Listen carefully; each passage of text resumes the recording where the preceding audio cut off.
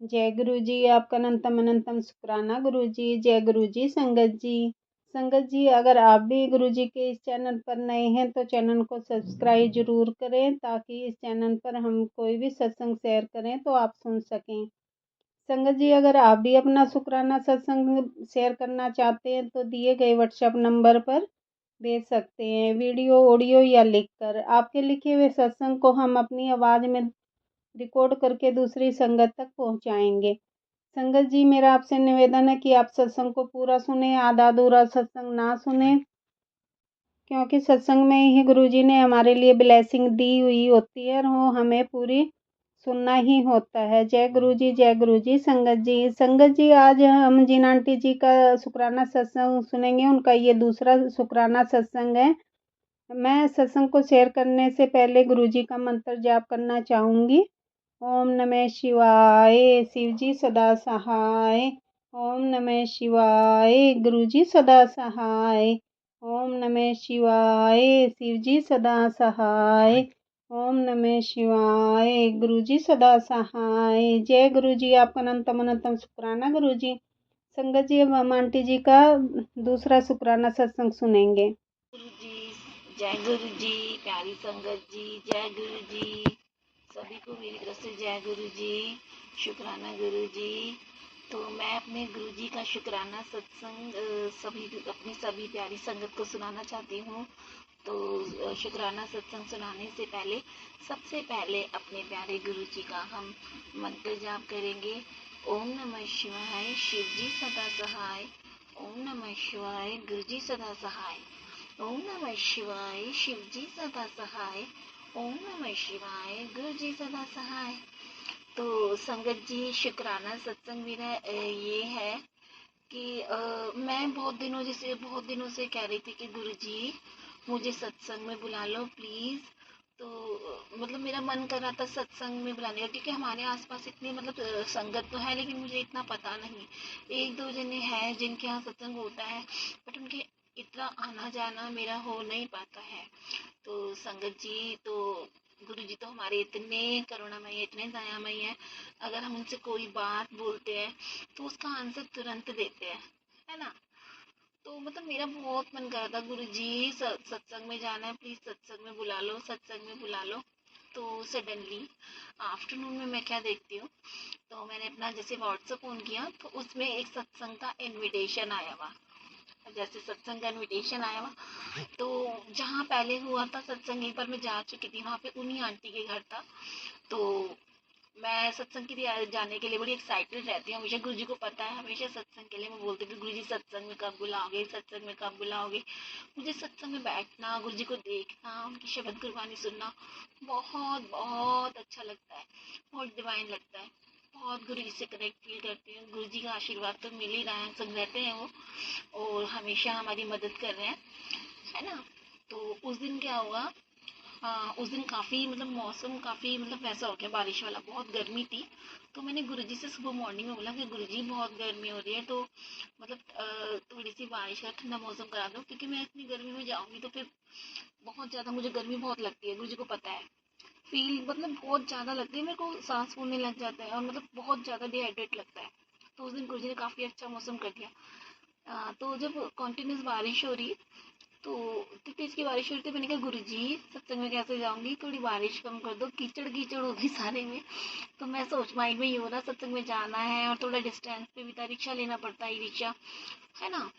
तो फिर मैंने कहा चलो देखते हैं। फिर मैं मतलब मन में तो था, 5 बजे का सत्संग था, 4 बजे से मतलब 4-5 बजे का सत्संग का टाइम था। तो मुझे लगा 4 बजे का है। फिर भी मैं तैयार होने लग गई, फटाफट फटाफट काम वाम, मेरे को बहुत काम रहते हैं, पूरे दिन लगी रहती, गुरु जी को पता है। 12-1 बजे सोना होता है ना। तो उस दिन मतलब बहुत एक्साइटमेंट हो रहा था, उनके पहले भी जा चुकी थी। तो मैंने फिर अपनी बड़ी दीदी से बोला कि दीदी आप चलोगे, तो कह रही कि नहीं नहीं मैं नहीं जाऊंगी, मेरे को तो दिल घबराता है, गर्मी लगती है और सारे में कीचड़ काचड़ हो रही है ना, उमस हो रही है, तो मैं नहीं जाऊंगी। मैंने कहा ठीक है आप मत जाइए, तो मैंने कहा मैं चले जाती हूँ, मेरे को गुरु जी के बिना रहा नहीं जाता, सच बताऊँ तो, है ना। तो सत्संग का मतलब कहीं से इनविटेशन आता है तो मुझे ऐसा लगता है बस मेरे को तो बहुत जाना ही है, दौड़ के जाना है बस गुरु जी के पास। वैसे गुरु जी तो हमारे पास है ही, लेकिन सत्संग में जो डिवाइन उनकी शब्द गुरबानी चलती है ना, तो उसका अलग ही आनंद होता है। तो उस दिन जैसे 4 बजे तो फटाफट मैं तैयार हो गई सत्संग में जाने के लिए। बड़ी कीचड़ हुई, थोड़ी थोड़ी रिमझिम रिमझिम बारिश हो रही थी। मतलब अपनी एक दो आंटी के साथ साथ में गई थी, वो बराबर में रहती हैं।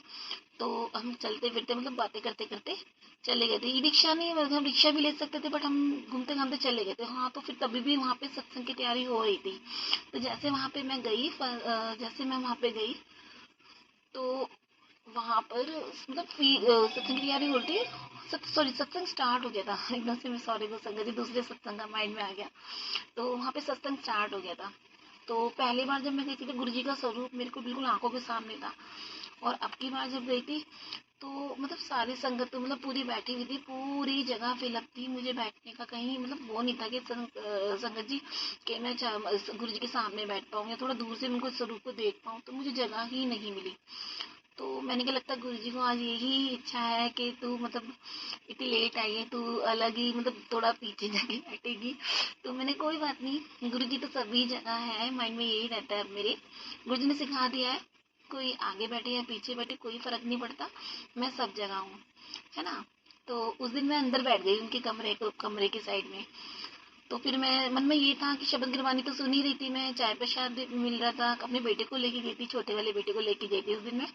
कहता उसको स्कूल की पीटीएम थी, है ना। तो पीटीएम में उसको मतलब पीटीएम से ड्रॉप किया, फिर उसे सत्संग लेके गई मैं। तो फिर वहां पे कह रहा मम्मी मैं नहीं जाऊंगा। मैंने कहा बेटा चल, गुरुजी तेरे को बुला रहे हैं तभी तो लेके जाऊंगी ना, कोई तो बात होगी ना, तेरे को ब्लेस करना होगा गुरुजी को। मतलब मना कर रहा था, बहुत टटर मटर कर रहा था। तो फिर मैं लेके चली गई उसे, बड़ी मुश्किल से लुढ़कते बुढ़कते रास्ता पूछते पूछते, मतलब उस दिन काफी घुमाया गुरुजी ने। मुझे लगता है छोटे मोटे कष्ट काटे गुरुजी ने उस दिन रास्ते में। हम्म। तो फिर हम वहां जैसे गए तो अंदर को बैठना पड़ा हमें। उनका अलग कमरा था, एकदम अलग कमरा था, लेफ्ट हैंड साइड में उनका अलग कमरा बना हुआ था। तो हम अंदर कमरे में के बैठ गए, उधर दो आंटीज पहले से बैठी थी अंदर कमरे में। तो मैंने कहा चलो भाई, सारी संगत से एकदम अलग हट के बैठे हुए थे, बिल्कुल स्वरूप के एकदम अपोजिट साइड, जहाँ पे सत्संग हो रहा था उसके बिल्कुल काफी डिस्टेंस से बैठे थे लेफ्ट हैंड साइड पे। तो फिर राइट हैंड साइड पे बैठे थे, अलग कमरा था।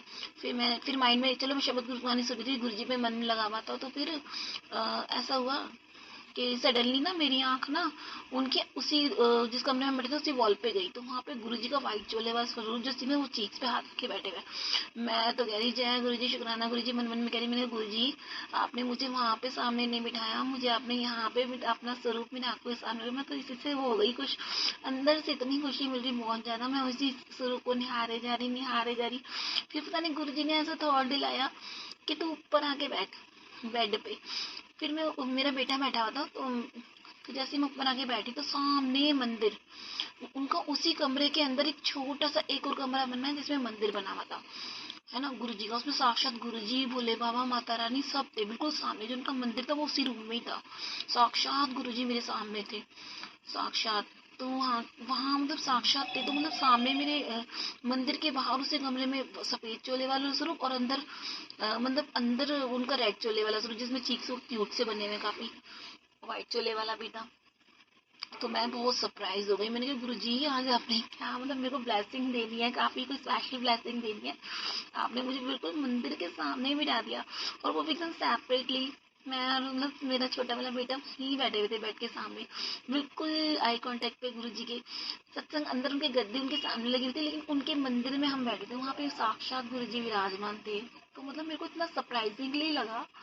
मैं कह रही गुरु जी शुक्राना शुक्राना शुक्राना। मेरे गुरु जी ने उस दिन बहुत ब्लेस किया, हमें बहुत ब्लेस किया, बहुत अच्छा लगा सत्संग।